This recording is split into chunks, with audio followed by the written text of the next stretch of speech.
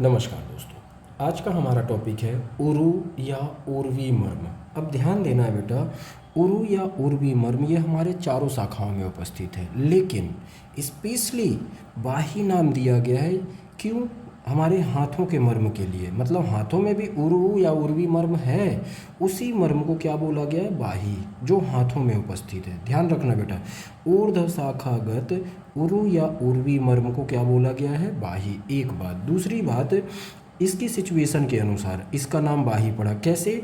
बाहु मध्य बाही नाम मर्म, बाहु के मध्य में। अब बाहु कौन सा पार्ट है? इस स्ट्रक्चर पे आ जाओ।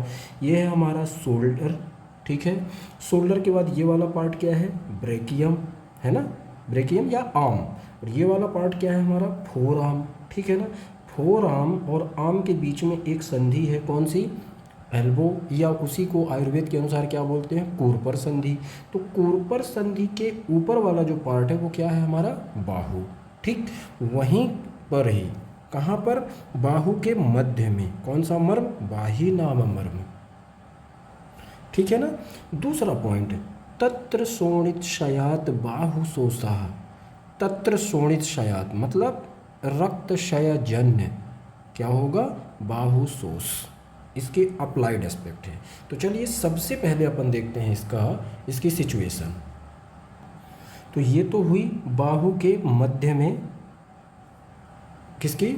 हमारे उर्वी मर्म की सिचुएशन। ओके, तो इतना तो समझ में आ गया है आपको। दूसरा पॉइंट इसमें देखते हैं अपन, इसकी संख्या, रचना के अनुसार कैसा मर्म है, परिणाम के अनुसार कैसा मर्म है, और इसका परिमाण कितना होता है। ओके, अब देखो बेटा, ये तो हमें क्लियर हो गया कि ये जो उर्वी मर्म हम आज पढ़ रहे हैं वो कहाँ का है? हमारे हाथों का। सेम यही मर्म, बस बाही नाम उसका नहीं रहेगा, सेम यही मर्म कहाँ पर भी पाया जाएगा? हमारे पैरों में या शक्तिगत, ठीक है।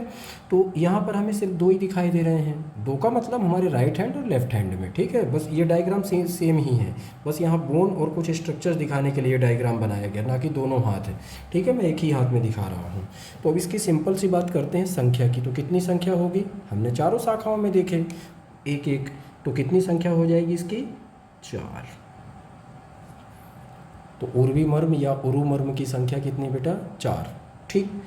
रचना के अनुसार ये कैसा मर्म है? रचना के अनुसार ये शिरा मर्म है, शिरा मर्म, ठीक। अगर इसमें आघात लगता है तो ये कैसा मर्म बन जाएगा? वैकल्यकर, विकलता ला रहा है ना बेटा, शोणित शयात बाहु शोषः, ठीक है। तो ये कैसा मर्म हो जाएगा? वैकल्यकर।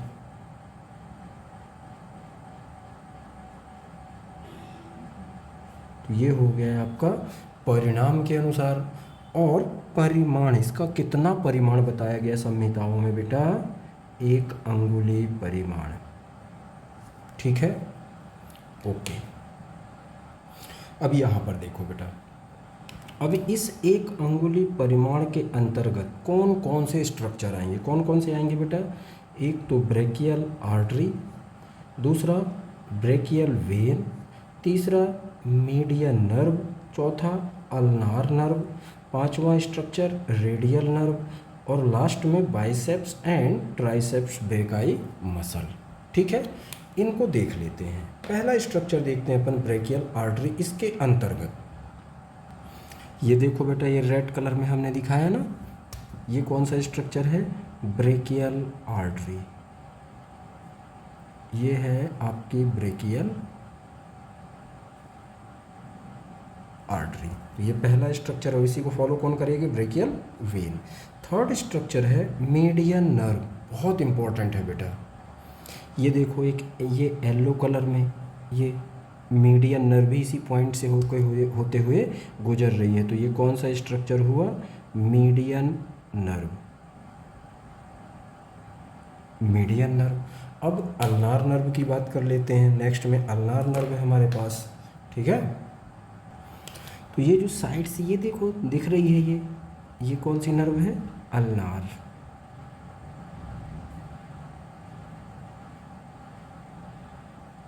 नर्व, ठीक।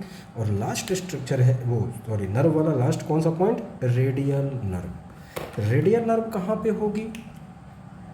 ध्यान देना बेटा यहाँ पर थोड़ा सा, बस ये रही आपकी रेडियल नर्व। बस मैं सीधा सीधा दिखा रहा हूँ बेटा, इनके ब्रांचेस नहीं दिखा रहा हूँ, ठीक है ना, बस आपको समझने के लिए। तो ये कौन सी नर्व हो गई अपनी, रेडियल नर्व। और साथ में आपके बाइसेप मसल और ट्राइसेप मसल, ये दोनों मसल्स यहाँ पर होंगी। किसके अंतर्गत, इस पॉइंट के अंतर्गत। कौन सा पॉइंट है ये, उर्वी मर्म या उरु मर्म, या हाथों का है तो इसको क्या बोल दिया गया है, बाही मर्म, ठीक। तो इसके अंतर्गत ये सारे स्ट्रक्चर्स इन्वॉल्व होंगे। मेनली इसमें कौन सा स्ट्रक्चर इन्वॉल्व होगा बेटा, एक तो ब्रेकियल आर्टरी और दूसरा ब्रेकियल वेन, ठीक है। एक आघात इन पर होगा और दूसरा आघात किस पर होगा, हमारे नाड़ियों पर, मीन्स नर्व पर। चलिए अब देख लेते हैं अपन क्या इसका अप्लाइड। तत्र शोणित शयात बाहुशोषा। अब यहाँ पर दो तरह से देखेंगे अपन इस मर्म में, आघात या वेध। तो पहला पॉइंट आपको कवर करना है किसके अनुसार, अगर आर्टरी और वेन मतलब धमनी एवं सिरा में अगर आघात लगा तो कहाँ पर बेटा, धमनी एवं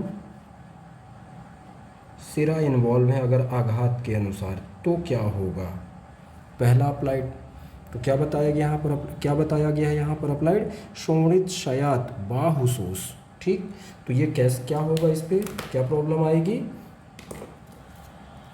रक्त क्षयजन्य, रक्त क्षयजन्य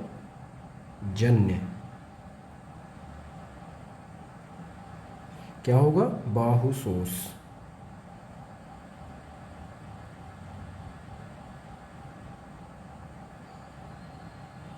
ये एक अप्लाइड हो गई इसकी। दूसरा पॉइंट, अगर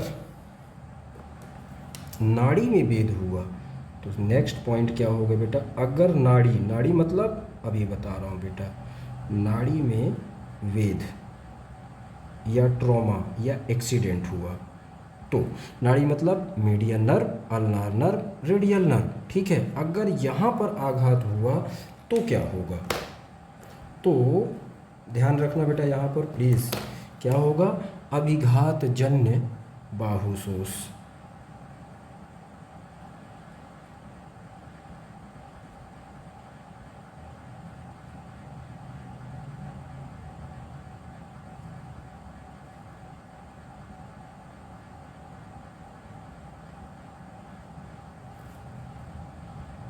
तो ये आपको ये ज़रूर ध्यान रखना है, ठीक है, ये दोनों पॉइंट्स क्लियर बेटा।